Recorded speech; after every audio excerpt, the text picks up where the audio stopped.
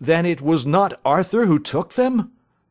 I told you yesterday, and I repeat today, that it was not. You are sure of it?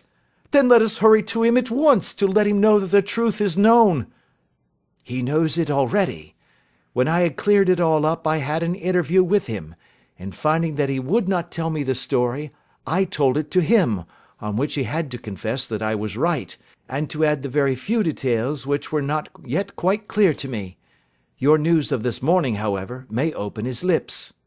For heaven's sake, tell me, then, what is this extraordinary mystery? I will do so, and I will show you the steps by which I reached it. And let me say to you first, that which is hardest for me to say, and for you to hear. There has been an understanding between Sir George Burnwell and your niece Mary. They have now fled together. My Mary? Impossible! It is unfortunately more than possible, it is certain.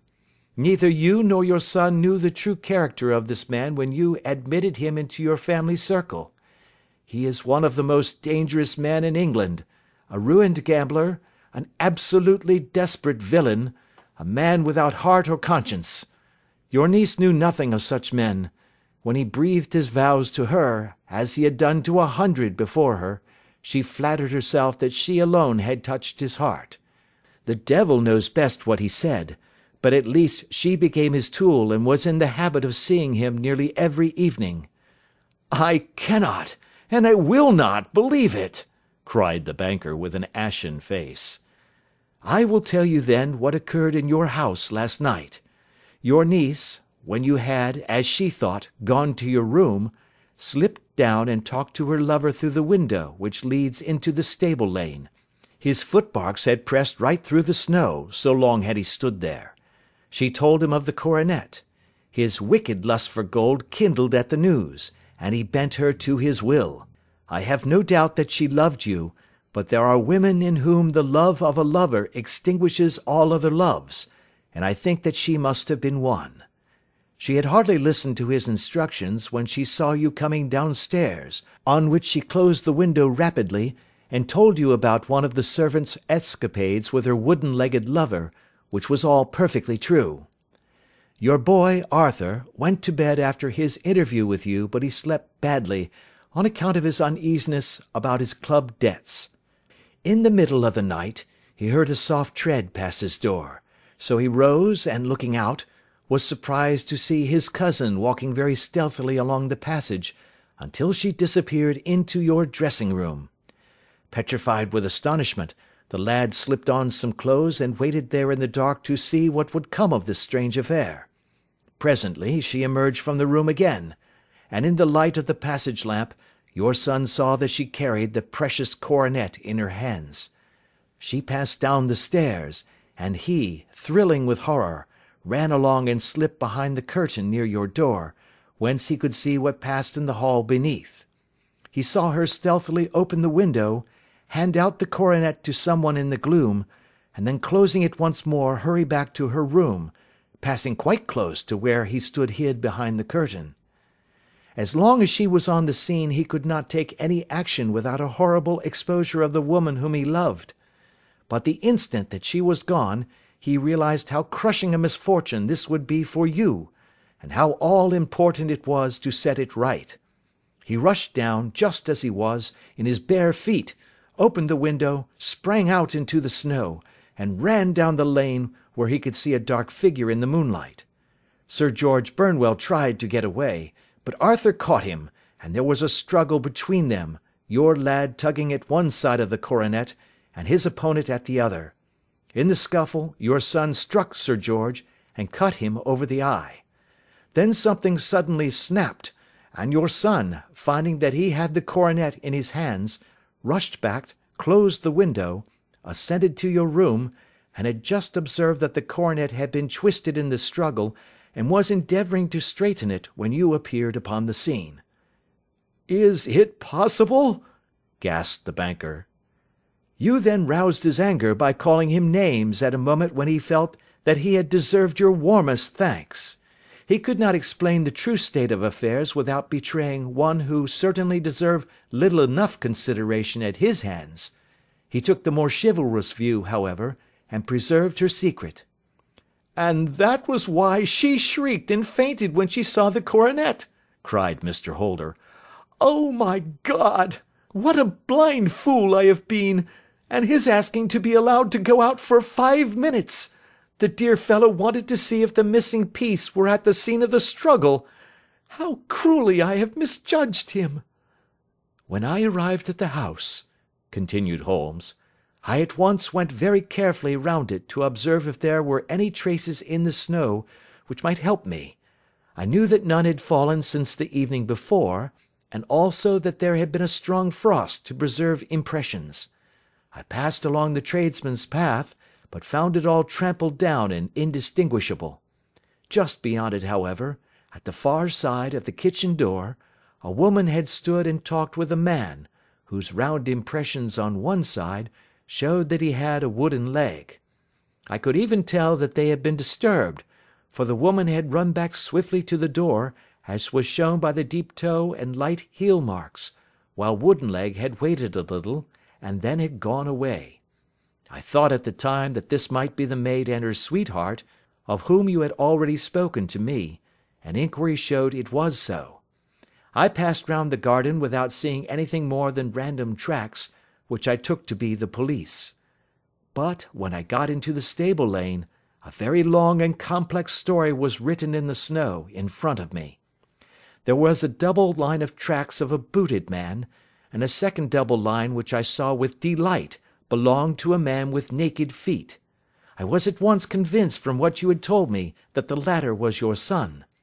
The first had walked both ways, but the other had run swiftly, and as his tread was marked in places over the depression of the boot, it was obvious that he had passed after the other. I followed them up, and found they led to the hall window, where Boots had worn all the snow away while waiting. Then I walked to the other end, which was 100 yards or more down the lane. I saw where Boots had faced round, where the snow was cut up as though there had been a struggle, and finally, where a few drops of blood had fallen to show me that I was not mistaken. Boots had then run down the lane, and another little smudge of blood showed that it was he who had been hurt. When he came to the high road at the other end, I found that the pavement had been cleared, so there was an end to that clue. On entering the house, however, I examined, as you remember, the sill and framework of the hall window with my lens, and I could at once see that someone had passed out. I could distinguish the outline of an instep where the wet foot had been placed in coming in. I was then beginning to be able to form an opinion as to what had occurred. A man had waited outside the window, someone had brought the gems, the deed had been overseen by your son, he had pursued the thief, had struggled with him, they had each tugged at the coronet, their united strength causing injuries which neither alone could have effected. He had returned with the prize, but had left a fragment in the grasp of his opponent. So far I was clear. The question now was, who was the man, and who was it brought him the coronet? It is an old maxim of mine that when you have excluded the impossible, whatever remains, however improbable, must be the truth. Now, I knew that it was not you who had brought it down, so there only remained your niece and the maids. But if it were the maids, why should your son allow himself to be accused in their place? There could be no possible reason. As he loved his cousin, however, there was an excellent explanation why he should retain her secret, the more so as the secret was a disgraceful one. When I remembered that you had seen her at that window, and how she had fainted on seeing the coronet again, my conjecture became a certainty. And who could it be who was her confederate? A lover, evidently, for who else could outweigh the love and gratitude which she must feel to you? I knew that you went out little, and that your circle of friends was a very limited one, but among them was Sir George Burnwell. I had heard of him before as being a man of evil reputation among women. It must have been he who wore those boots and retained the missing gems. Even though he knew that Arthur had discovered him, he might still flatter himself that he was safe, for the lad could not say a word without compromising his own family. Well, your own good sense will suggest what measures I took next. I went in the shape of a loafer to Sir George's house, managed to pick up an acquaintance with his valet, learned that his master had cut his head the night before, and finally, at the expense of 6 shillings, made all sure by buying a pair of his cast-off shoes. With these I journeyed down to Streatham and saw that they exactly fitted the tracks. "I saw an ill-dressed vagabond in the lane yesterday evening," said Mr. Holder. "Precisely. It was I. I found that I had my man, so I came home and changed my clothes. It was a delicate part which I had to play then, for I saw that a prosecution must be avoided to avert scandal, and I knew that so astute a villain would see that our hands were tied in the matter. I went and saw him. At first, of course, he denied everything, but when I gave him every particular that had occurred, he tried to bluster and took down a life-preserver from the wall. I knew my man, however, and I clapped a pistol to his head before he could strike. Then he became a little more reasonable. I told him that we would give him a price for the stones he held, £1,000 apiece. That brought out the first signs of grief that he had shown. 'Why, dash it all,' said he, 'I've let them go at 600 for the 3. I soon managed to get the address of the receiver who had them, on promising him that there would be no prosecution. Off I set to him, and after much chaffering I got our stones at £1,000 apiece. Then I looked in upon your son, told him that all was right, and eventually got to my bed about 2 o'clock, after what I may call a really hard day's work.' 'A day which has saved England from a great public scandal,' said the banker, rising. 'Sir, I cannot find words to thank you, but you shall not find me ungrateful for what you have done. Your skill has indeed exceeded all that I have heard of it. And now I must fly to my dear boy to apologize to him for the wrong which I have done him. And as to what you tell me of poor Mary, it goes to my very heart. Not even your skill can inform me where she is now.' 'I think that we may safely say,' returned Holmes, 'that she is wherever Sir George Burnwell is. It is equally certain, too, that whatever her sins are, they will soon receive a more than sufficient punishment.' End of Adventure 11.